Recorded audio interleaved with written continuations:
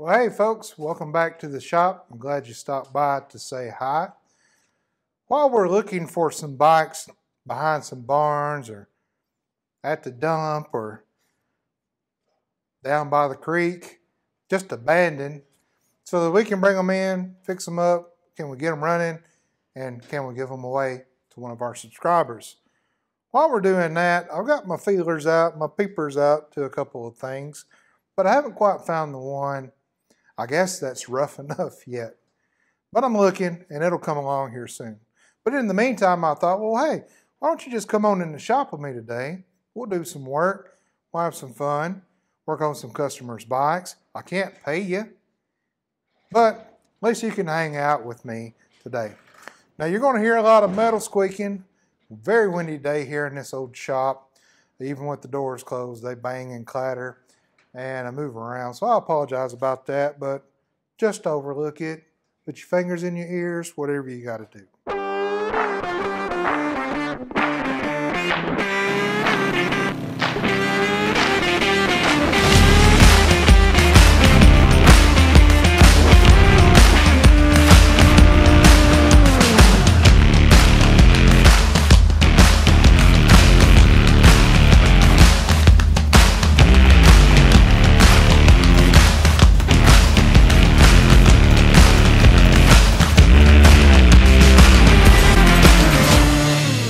This is a bike that a new customer brought up, referred to from a previous customer and a friend of mine. And he said, man, I'm at my wit's end on this bike. So let me tell you a little bit about the bike. This is a 2013 Honda VT1300 Stateline, Starlord, some fancy name that Honda has given it. Now, the thing I like about these bikes, they're heavy bikes and they're very well balanced and they make for a great riding bike, and I love the extended tank. That really makes the bike look good. And another thing about Hondas that I enjoy is their fork rake. Most Hondas have a really nice degreed fork rake, and they make for some really good looking bobbers or cafe racers if you ever do one of those. Besides that, that's about where it stops for me, because man, Honda loves their plastic. Everything almost on this bike is plastic. Plastic fenders, plastic covers over the heads, plastic air filter box, plastic front fender, plastic turn signals, even plastic clutch covers and plastic over the cam covers. And gosh, is the floorboard? No way. Okay, floorboard is metal, thank goodness. But a lot of plastic. Is the seat plastic? No, the seat's not plastic. So what's the issue with this bike? Well, the issue was the customer was riding it and came upon a big rainstorm. And in that rainstorm, everything electronically started going crazy. And what had happened is water had gotten up in the rectifier, the old Warren G, and overloaded everything. I mean, blew his ECM, blew all the bulbs, even melted some of the original wiring harness. So the customer starts digging into it, starts replacing a lot of things. He goes so far as to even replacing the entire wiring harness with a known good one, even replacing the ECM box. Now, if you know anything about the ECM boxes on Hondas, or I guess Yamaha, Suzuki's, pretty much anything, that's the brains of the operation. And the ECM box, yikes, you might as well just be prepared to sell you sandals, because they are crazy expensive. But the customer replaced it. So he got everything working. All the lights work, dimmer switch works, turn signals work, horn works, all the safety features works, which it has three: the clutch, the sidekick, the kickstand, side stand, and the neutral switch. The kill switch works, the starter button works. He's getting spark, he says. He's getting fuel delivered to the injectors. However, he says the injectors are not pulsing. He can spray starter fluid into the intake and it'll burp off, it'll try to start. That's as far as it goes. So he's pretty much believes he's pinpointed it to the injectors. Now, usually when we get a bike in with electrical issues, we start battery side and just go through the whole thing with a wiring harness diagram and check everything. However, since he has already done some of the work for us and pinpointed the supposed issue, we will start there at the injector side and we will back diagnose. So we'll start injector side and work backwards from there. Usually we wouldn't do that, but in this case I think that's a smart thing for us to do. Now, when working on bikes, one of the first things electrically that you'll want to do is disconnect, of course, your battery. Usually you'll disconnect the negative side of the battery and that's fine. However, we need the batteries connected on this to check voltage in certain areas. And we're not really going to be, touching a lot of things that might short out. So we're going to leave the battery connected on this one this time. Another thing, guys, remove your seats if you're going to be working on your bike. Removing the seats, I've got a bad habit of laying tools on seats, and that's not good. So remove it if you can, or what kind of position is it? How do you ride like that? Oh gosh, that's uncomfortable. So usually remove the seats if you want to. On this, since the side panels are already off and we got easy access over here to our fuse panel and the ECM unit and our diodes, I think we're fine with leaving this on here. Just remind me now not to set tools up here. Also, some people will take this rear fender off so they can get their big bear mitts up underneath the subframe and the rear frame in order to kind of pop the ECM out of its rubber holder.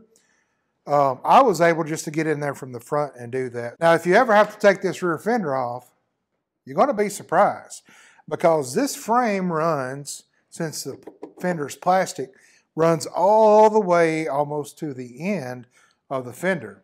Now, there's a big license plate bracket back here with your turn signals and some wiring that the customer has left off for me in case I have to remove the fender, but I don't. But if you ever do remove the fender, it's going to look odd. This frame runs all the way, wraps around the wheel.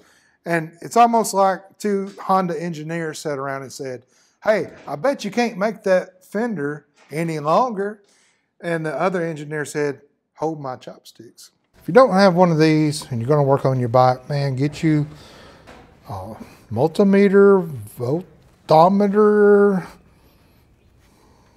thing. I don't know what it's called. It comes with 2 terminals. You're going to want to set that on volts. Now, you want to make sure when you're checking voltage that you always have it set on the DC setting.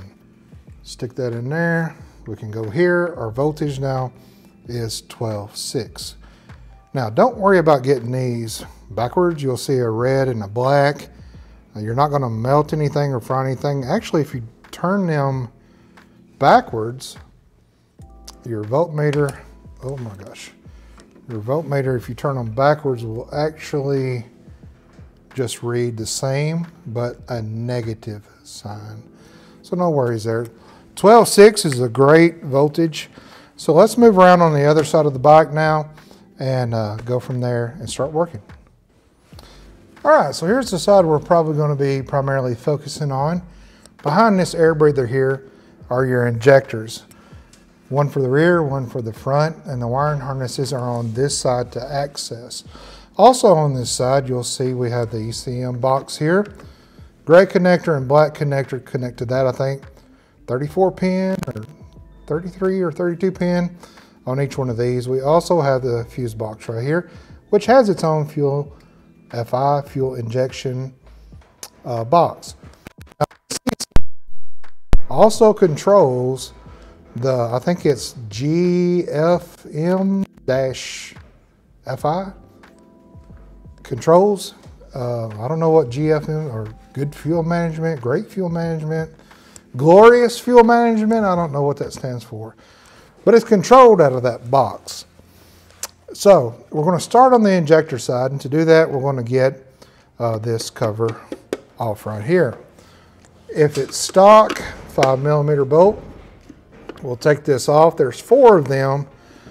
However, when this came up to the shop, there were only 2 in the top, so maybe the other ones are sitting on his garage floor.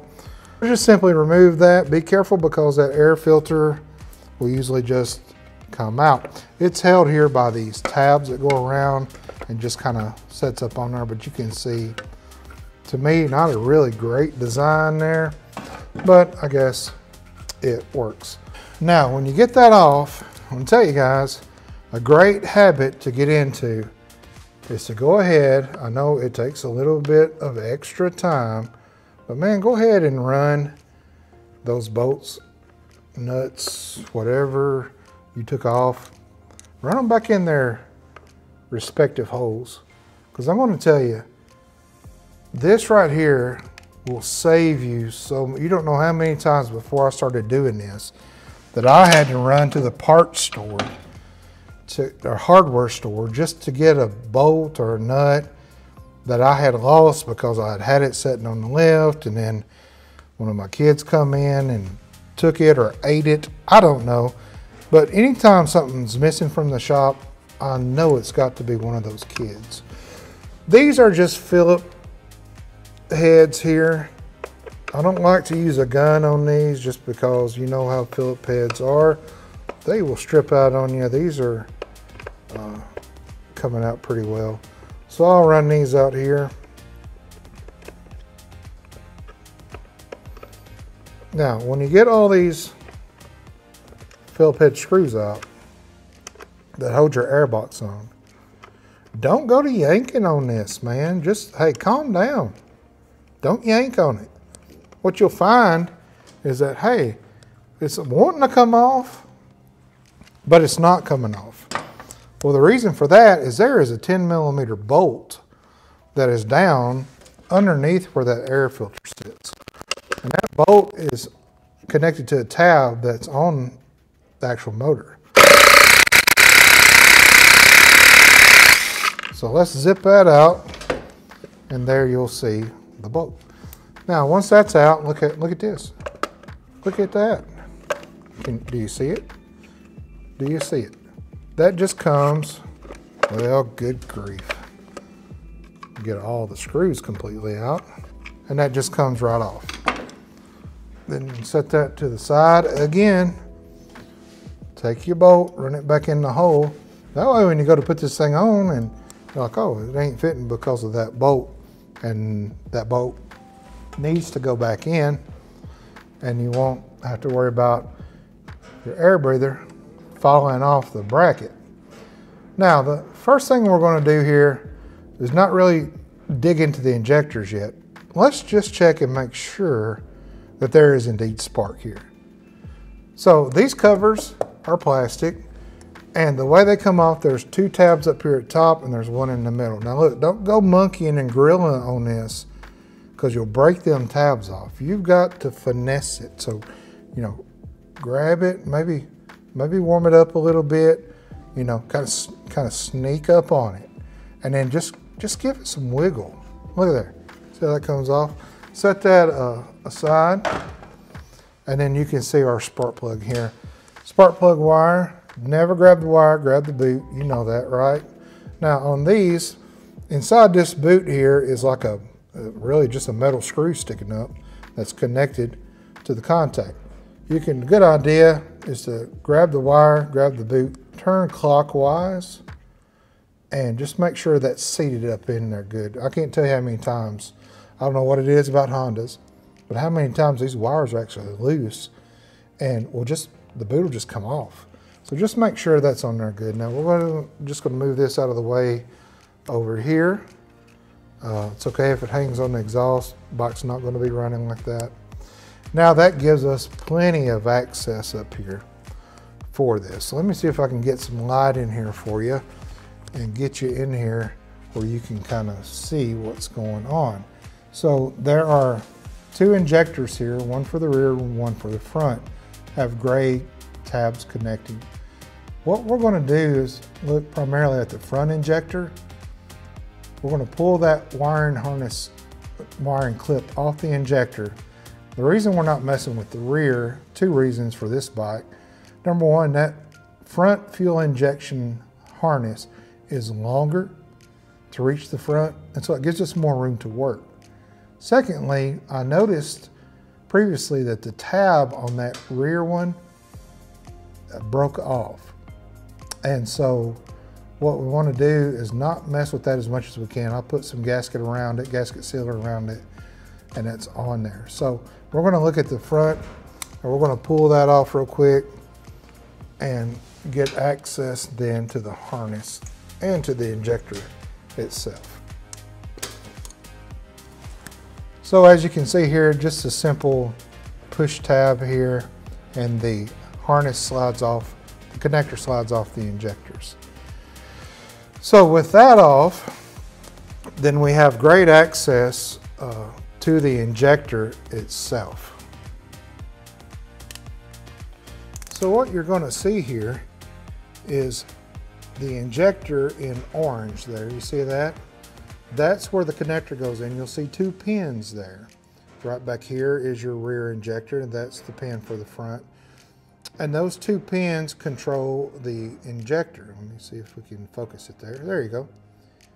Now, one of the wires will feed power to the injector. The other wire is a ground. And the ground is actually what pulsates the injector. So a common misconception about the way the injectors operate is this idea that there's a ground on the injector side and there's a hot on the injector side. And the hot turns on and off, on and off, on and off, and pulsates the injector. However, that's not the case. Actually, the ground side works the pulsing.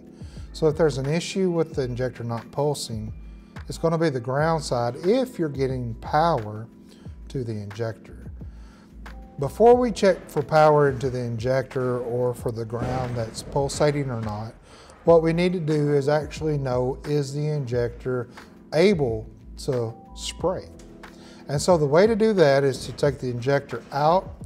Do this on the bench, because what you have to do is hook a hot wire from a battery side and a ground wire from a battery side to each of those terminals, and you'll hear a click each time you touch it. Now don't go crazy. Don't touch it 20 times. One time you hear a click, you know that injector is good. Now, to do it the right way, you take the injector out and you test it that way, so you're not monkeying with anything. So that's what I did. It's just 2 bolts, hold that injector on. You take it out, then the injector just comes out of the fuel line and the housing coming into that. While I had that injector off, I hooked a kind of a makeshift funnel and bucket, well, not bucket, but a little bowl up. Turn the key on, and then once I hit the kill switch to the on run position, you could hear the fuel pump priming and you could see the gas come out. So I know it's getting gas. So run down to your Harbor Freight or local parts store or whatever. Pick up this cheap thing. This is a spark tester, and this thing is awesome.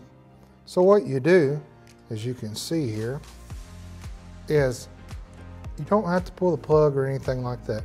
You take your spark plug wire, you hook this end with the bulb into that, and then you can run this back on your spark plug if you want, or you can just leave it hanging out.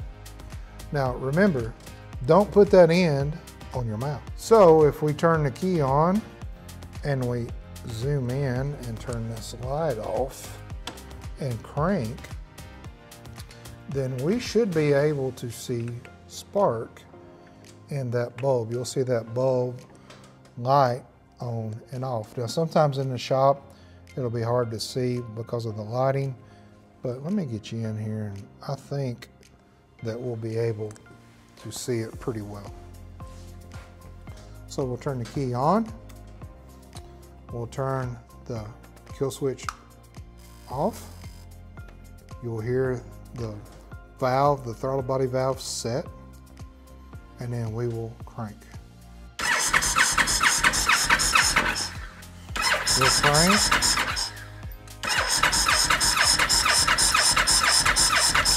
So I don't know if you could see that or not, but I could. We are getting spark. And boy, does that gas smell old. I mean, right up in your teeth. I had to plug the injector harness back in order to get that to work. So remember that, okay? Don't make the same mistake I just did. Because I'm like, why am I getting spark? I know it's getting spark. So that's why. So we know we're getting spark. We know we're getting fuel to the injector. I pulsated the injector off of the bike. Remember, just a hot wire, a ground wire. Touch it to each of the pins on that injector and you'll hear just a little. And so you know that's good. Put the injector back in to its housing and down into the intake. And so now we know it's getting spark, it's getting fuel. However, the injectors are not engaging or pulsing or working, doing their job. So let's start now with looking at why. Is it getting power? And is it getting the ground that it needs? So we'll start with this harness that clips into the injector. And so you're going to go get your voltmeter again, multimeter, I don't know what. Clack it in the comments and tell me what that thing is called, please. Okay, so with the spark test, now there's some things that we know. We know it's getting spark. We know that it's getting fuel supplied from the fuel pump to the injector. We know by hooking the hot and negative to the injector on the bench that the injector is indeed clicking and engaging, wanting to pulse. So we know that it's not a fuel delivery issue. We know it's not a spark issue. I would say the compressed air on here is pretty good, so that we know it's not a compression issue. So the next logical step would be, is the injectors getting the power they need? And are they getting the ground on, off, on, off, on, off, that makes it pulsate and spray the fuel into the intake? So the next thing to go to work backwards, now that the injectors are good, we have those back installed, fuel lines and all hooked back up, is to look now at the wiring. Is the signal hot coming in as it should? And is the ground coming on and off as it should? If you have those things, logically it should be working, technically, but it's not. So I'm thinking that the culprit is going to be found in one of those two issues. Either we don't have hot or we don't have ground going on and off, which is controlled by the ECM unit. Could also be that we're not getting there. We're not getting to the injectors what we need to get to them electronically. So let's start at this connection that goes into the injector, and let's look at some tests that we can do from there. So let's check to make sure we're getting power ran up to these injectors. Now I know by looking at the wiring diagram for this year bike that the black wire with the white stripe feeds power to the front injector and to the rear injector. So we need to check to make sure that we're getting power there. So the easy way to check for that is to take your multimeter, run one terminal to the ground on the battery. I like using the battery ground because I know that's a solid ground. You can use a motor bolt or a frame bolt or something like that, but sometimes those are powder coated, or sometimes you just don't get a really great ground. So find that black wire with the white stripe. So we have the key switched to the on position.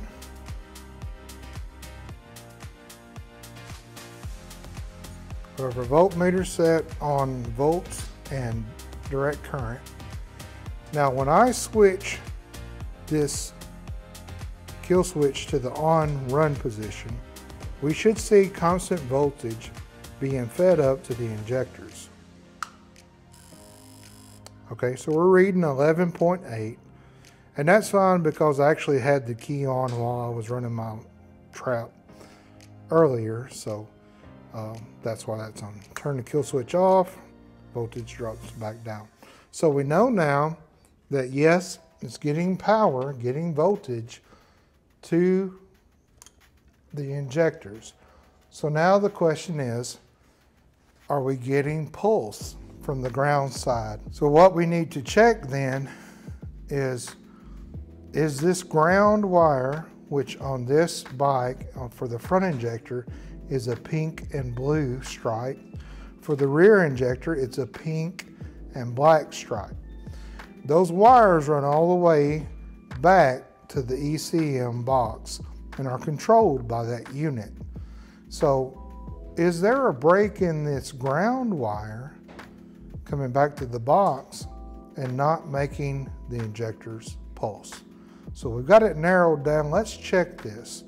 Now, there's a great way and a simple way to check the continuity of this wire. Okay, so here is your ECM box. It's just a little small unit. You'll see a gray connector and a black connector. I think they're a 34 pin or a 32 pin or something like that. What you're going to do is just simply unhook these connectors like so. There. And then this is the brains of the bike. This is the ECM unit. It also controls the fuel injection ground pulsating. Those wires, the pink and black and pink and blue, are found on this black harness, and you can actually see them from up top. And the pink and blue is right here, which is going to be right dead center. I've got one of my terminals that I'm going to hook into that wire. Hook this into the pink one there.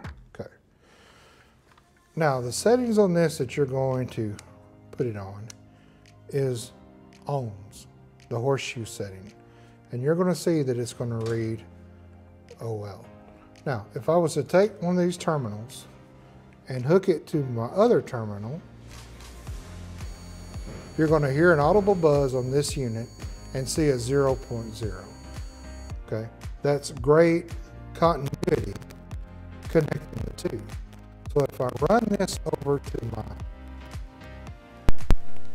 proper terminal here, the pink and blue wire, and I connect it, then I should hear and see 0. So at this point, you've done all your tests. You know that it's getting fuel, you know it's getting spark, you know that the injector is getting power, and you know that the ground that pulsates the injector is being fed from the injector all the way back to this ECM box, and it's good. So what is the problem? The ECM box. Now that's odd because this customer had just replaced it. I mean a brand new one. And man, you have to take out a loan to get one. And so that was odd to me because usually rarely these fail right out of the box, although they could. So I called the customer and said, hey, it appears to be your ECM unit. That's what I've got it traced down to. Was this unit installed on the old wiring harness before you replaced the wiring harness? And he thought about it and said, yep, it was. So unfortunate for the customer, I believe that he fried this brand new ECM unit by hooking it into that faulty wiring harness, just fried the FI, the fuel injection controls up in this. So we got a new one on the way. We're going to hook that up, me and you, just snap it in, hit the key, and see if that is indeed the issue. So hang out with me for part 2. Thanks for hanging in the shop with me for a moment. And when the ECM comes in, we'll hook it up and we'll see what happens. Thank you for watching. See you next time. Don't forget to subscribe and follow along in this journey. No. Just subscribe. That's really all you have to do.